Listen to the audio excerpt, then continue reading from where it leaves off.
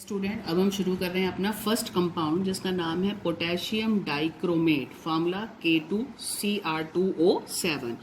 इसकी सबसे पहले करनी है प्रिपरेशन। पेपर बोर्ड में क्वेश्चन आता है प्रिपेयर इट, इसे कहते हैं प्रिपरेशन ऑफ डाइक्रोमेट। कैसे बनता है? Potassium dichromate K2Cr2O7 is prepared from chromite ore ferrochrome. Ferrochrome नाम के क्रोमाइट ओर से बनता है जिसका फार्मूला क्या है? FeCr2O4 full stop. It takes place in 3 steps. तो पहला काम है, ये बनता किससे है? फेरोक्रोम से। फेरोक्रोम का फार्मूला है FeCr2O4। इसके 3 स्टेप हैं। नंबर 1, कन्वर्जन ऑफ क्रोमाइट ओर, जो कि फेरोक्रोम है, इसी को क्रोमाइट ओर को ही फेरोक्रोम बोलते हैं। Conversion of chromite ore into sodium chromate. तो हमने क्या किया? पहले क्रोमाइट ओर आयरन क्रोमाइट लिया FeCr2O4, sodium carbonate plus oxygen O2 के साथ इसको रिएक्ट कराया। आपका बन गया Na2CrO4 sodium chromate plus Fe2O3 ferric oxide plus carbon dioxide. Balance करने के लिए इनके आगे मोल्स लगाए हैं 4, 8। आपको एज इट इज बैलेंस ही याद करनी है। तो पहले स्टेप में आपने देखा क्रोमाइट और जिससे ये बनता है, इसको हमने किस में कन्वर्ट किया? Sodium chromate Na2CrO4। Step number 2, conversion of sodium chromate into sodium dichromate. ये जो सोडियम क्रोमेट है Na2CrO4, इस सोडियम क्रोमेट को बदलेंगे सोडियम डाइक्रोमेट में। क्या फ़र्क है? Na2CrO4 chromate, Na2Cr2O7 sodium dichromate. तो इसको डाइक्रोमेट में बदलने के लिए किससे रिएक्ट कराना है? सल्फ्यूरिक एसिड से। जैसे आपने इसके ऊपर सल्फ्यूरिक एसिड डाला, Na2CrO4 जमा सल्फ्यूरिक एसिड बन गया Na2Cr2O7 sodium dichromate plus Na2SO4 plus में वाटर। अभी तक हमारा पोटेशियम डाइक्रोमेट नहीं बना है। तो लास्ट स्टेप आ रहा है 3rd, conversion of sodium dichromate, जो इस स्टेप में बना है, into potassium dichromate. Na2Cr2O7 plus 2 KCl, you will get K2Cr2O7 plus 2 NaCl। ये जो बना है K2Cr2O7, यही हमारा क्या था? Potassium dichromate. ऑरेंज कलर के क्रिस्टल्स होते हैं। कौन से कलर के? ऑरेंज कलर के। तो आपने क्या देखा? कन्वर्जन पढ़ी। कन्वर्जन आपने क्या पढ़ी? 3 स्टेप में। सबसे पहले आपका पोटेशियम डाइक्रोमेट शुरू किससे होता है? क्रोमाइट ओर से। क्रोमाइट ओर को, ये तो आपका स्टार्टिंग हो गया। पहला स्टेप क्रोमाइट ओर को सोडियम क्रोमेट, दूसरा step conversion of sodium chromate into sodium dichromate, तीसरा step sodium dichromate into potassium dichromate. तो आपको ये 3 नंबर की डायरेक्ट प्रिपरेशन आती है। आपको कोई सिंगल स्टेप भी पूछ सकते हैं, कन्वर्ट दिस इनटू दिस, या आता है prepare potassium dichromate from ferrochrome. तो आपको ध्यान रखना है, as it is balance equation देनी है। 3 नंबर का प्रॉपर ये क्वेश्चन है। अब आती है, प्रिपरेशन खत्म होगी इस कंपाउंड की, अब आती है इस कंपाउंड की प्रॉपर्टीज। इसकी प्रॉपर्टीज, सबसे पहले एक्शन ऑफ हीट, कि अगर हम पोटेशियम डाइक्रोमेट K2Cr2O7 को हीट करें, ये मैंने हीट का सिंबल लगाया, तो बन जाता है पोटेशियम क्रोमेट। डाइक्रोमेट से क्या बन जाता है? Chromate. K2Cr2O7 plus chromium trioxide plus में O2। Second, effect of pH। pH का मतलब एसिडिक, बेसिक, pH 4 है, 5 है, 7 है, क्या इफेक्ट है? तो उसको बोलते हैं इफेक्ट ऑफ pH। तो डाइक्रोमेट Cr2O7 2 नेगेटिव, जो कि ऑरेंज कलर का है, इसको पोटेशियम डाइक्रोमेट में से हम पोटेशियम हटा दें तो डाइक्रोमेट बन जाता है, उसको डाइक्रोमेट आयन बोलते हैं, और ये ऑरेंज कलर का है। इसमें जैसे ही आपने अल्कली डाला, pH का इफेक्ट है, 7 पे न्यूट्रल, 7 से पहले एसिडिक, 7 के बाद बेसिक। अगर हमने इसमें अल्कली डाला तो उसी वक्त डाइक्रोमेट अल्कली यानी KOH या खाली OH नेगेटिव के साथ रिएक्ट करके, क्योंकि इसका आयन है तो हम ये KOH में से भी खाली आयन उठा रहे हैं, डाइक्रोमेट अल्कली आयन से रिएक्ट करता है, इक्विलिब्रियम रिएक्शन है, उसी वक्त इसमें बदल जाता है क्रोमेट में, CrO4 2 नेगेटिव में, जो कि येलो कलर का है, और नाम क्या है इसका? क्रोमेट आयन प्लस में वाटर। तो ध्यान से देखिए, इफेक्ट ऑफ pH क्या है? डाइक्रोमेट पे अल्कली डाला तो उसी वक्त ये क्रोमेट में बदल गया और प्लस वाटर हो गया। क्रोमेट येलो कलर का है और ये रिवर्सिबल रिएक्शन है। अगर क्रोमेट में वाटर डाला है तो किस में बदल जाएगी? डाइक्रोमेट में। 3rd आ रही है इसकी ऑक्सीडाइजिंग प्रॉपर्टीज। ऑक्सीडाइजिंग प्रॉपर्टीज बहुत आती हैं। इन एसिडिक मीडियम यानी K2Cr2O7 in presence of acid act as powerful oxidising agent in presence of dilute sulphuric acid. कैसे? इट लिबरेट नेसेंट ऑक्सीजन, जो हम स्क्वायर ब्रैकेट में लिखते हैं ना, freshly prepared nascent oxygen, so it act as an oxidising agent. ये reaction दे रखी है इसकी, K2Cr2O7 plus 4H2SO4, you will get K2SO4 जमा Cr2SO4 होल थ्राइस यानी क्रोमियम सल्फेट, ये 3 है, chromium sulphate plus 4 water plus 3 nascent oxygen.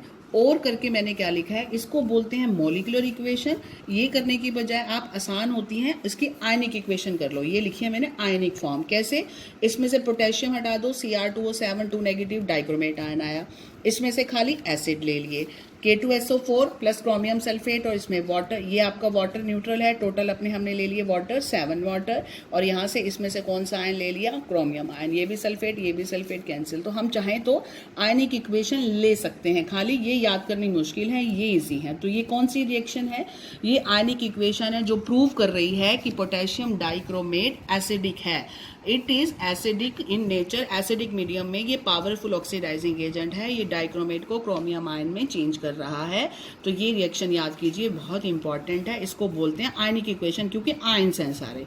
Paper में आयनिक ही पूछी जाती हैं। तो ऑक्सीडाइजिंग नेचर इसका है। और कैसे है, अगर आ जाए प्रूव इट इज ऑक्सीडाइजिंग, तो ये रिएक्शन प्रूव कर रही है। अब ये ऑक्सीडाइजिंग होने की वजह से क्या क्या कर सकता है, तो मैंने लिखे हैं examples of oxidising action of potassium dichromate.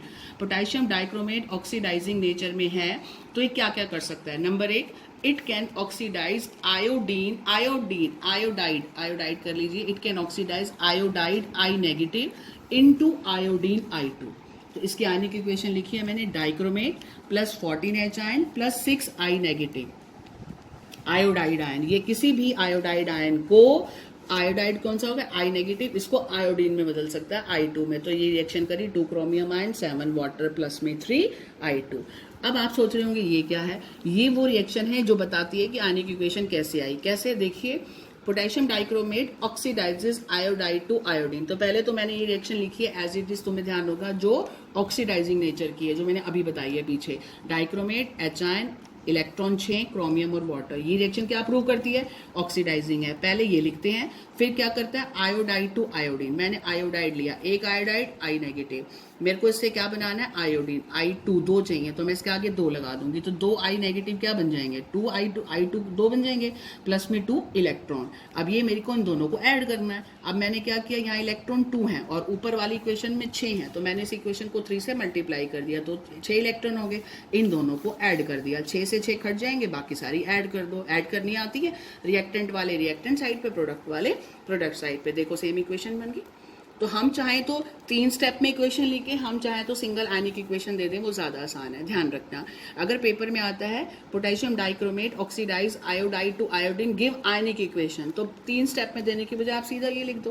पहले हम लिखेंगे उसके ऑक्सीडाइजिंग नेचर की, फिर आयोडाइड को आयोडीन में करने की, फिर बैलेंस करेंगे, फिर उसको ऐड करेंगे। वाई, आप सीधा ये याद कर लो। तो ये इट इज़ ओनली फॉर समझना है, इसको समझने के लिए दे रखा है मैंने कि कैसे है। ठीक है, आप ये याद करेंगे, डाइक्रोमेट जमा 14H आयन जमा 6 आयोडाइड। आयोडाइड होता है ना जिसमें नेगेटिव होता है, और आयोडीन में बदल गया। बैलेंस ही याद करनी है, बहुत आती है। सेकंड, और क्या कर सकता है, it oxidise ferrous salt. Ferrous salt होते हैं जिनमें आयरन पे +2 ऑक्सीडेशन स्टेट हो, इनटू फेरिक साल्ट। फेरिक होते हैं जिनमें आयरन पे क्या हो, आयरन थर्ड, मैं यहाँ लिख देती हूँ आयरन थर्ड, जिनमें +3 चार्ज हो। तो मैंने रिएक्शन लिखी, Cr2O7 2 negative plus 14H ion plus क्या कर दिया, आयोडाइड की जगह क्या ले लिया, फेरस साल्ट। और इसको, ये दोनों कॉमन है, प्लस किस में बदल जाएगा, फेरिक में। Ferrous +2, ferric +3। तो याद करनी बहुत आसान है। मैं लिख देती हूँ आयनिक इक्वेशंस। ये सारी आयनिक इक्वेशंस हैं, दीज आर वेरी इंपॉर्टेंट, बहुत आती हैं, तो आपको ये रटनी है। मैंने शॉर्ट फॉर्म सबकी आपको इस ढंग से लिखी है कि आपको याद हो जाए। थर्ड, और क्या कर सकता है, 5 चीजें कर सकते हैं ऑक्सीडाइजिंग होने की वजह से। It can oxidise sulphide, H2S को, सल्फाइड को इसमें से सल्फर में बदल देता है, 2 sulphur. Reaction Cr2O7 negative dichromate plus 8H ion, उनमें 14 थे, यहाँ 8H आयन प्लस 3H2S। इसमें से इस सल्फाइड को किस में बदल देगा, अकेले सल्फर में, 3S plus 7 water plus. Yes students, next come to our 4 oxidising property. अभी हमने की थी सल्फाइड से सल्फर, अब हमारा 4th ऑक्सीडाइजिंग एक्शन क्या है डाइक्रोमेट का, it oxidises sulphides to sulphates. Dichromate ion plus, इसमें भी 8H आयन है, प्लस SO3 2 नेगेटिव। सल्फाइड कहते हैं SO3 2 नेगेटिव को, और सल्फेट कहते हैं SO4 2 नेगेटिव को। तो ये सल्फाइड को सल्फेट में बदल रहा है, 8H आयन, ये डाइक्रोमेट किसमें बदल गया, chromium ion plus 4 water plus sulphate के 3 मॉलिक्यूल SO4 2 नेगेटिव। लास्ट है इसका oxidising nature, fifth property, it oxidises 10 second to 10 fourth, that is Sn+2 to Sn+4। कैसे, dichromate ion plus 14H ion plus 10S, Sn+2 या 10 भी बोलते हैं इसको, Stan+2 किस में बदल जाएगा, डाइक्रोमेट वाला क्रोमियम में, ये 7 वाटर प्लस ये आ गया 3 Sn+4 स्टैनिक में, +4 स्टैनिक +2 स्टैनस, इसको 10-2 टू 10-4 भी बोलते हैं। तो इसके साथ ही बेटा आपकी ये 5 ऑक्सीडाइजिंग प्रॉपर्टी खत्म हो गई, पेपर में आ सकती हैं Ni3 आ जाती हैं कि how dichromate ion oxidise iodide to iodine, तो आपको ये वाली रिएक्शन आयनिक दे के आनी है, या how dichromate oxidises sulphide two sulphur, H2SO में से कौन निकल के आएगा, सल्फाइड ही, तो हमने H2S के साथ दिखा दी, सल्फर में था नहीं, सल्फर बनाना है।